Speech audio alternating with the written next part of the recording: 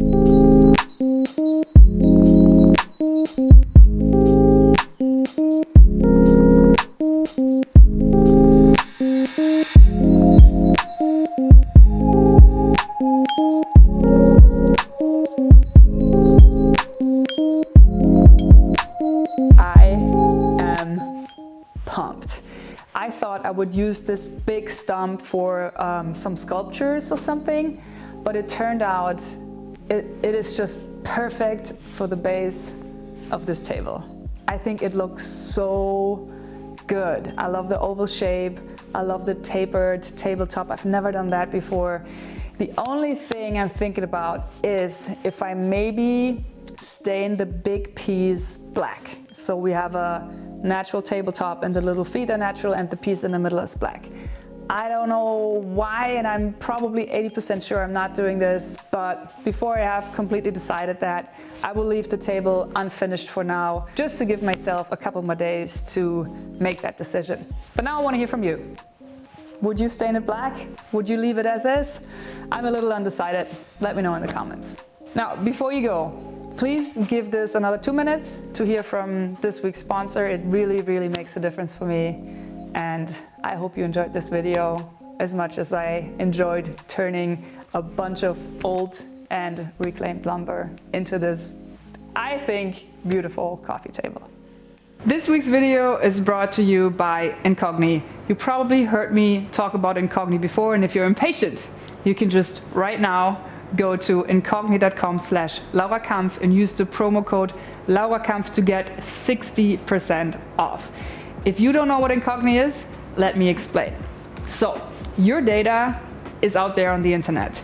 Stuff like your home address, email, phone number, employment history, shopping habits. That kind of stuff might be out there, and there are companies whose entire business model it is to deal with those informations. Those people are called data brokers.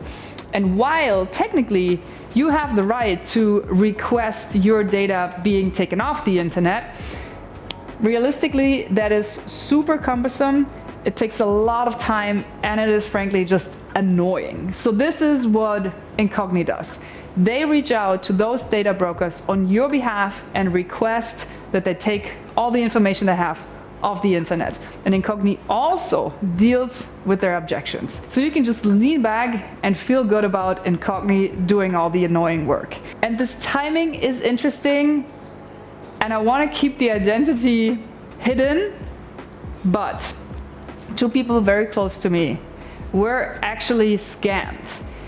Somebody got the phone number, and these scammers are good. By just asking the right questions, these criminals got these two people very close to me to give them money. And they could do that because they had this phone number. And that is one really good reason to use a service like Incogni. Now, if you're interested to try their service, go to incogni.com/Laura Kampf and use the promo code Laura Kampf to get 60% off of their service. I think that's a really good deal, and I can only recommend it. I want to thank Incogni for supporting my work, and of course I want to thank you for watching, and I will see you next week with a new video.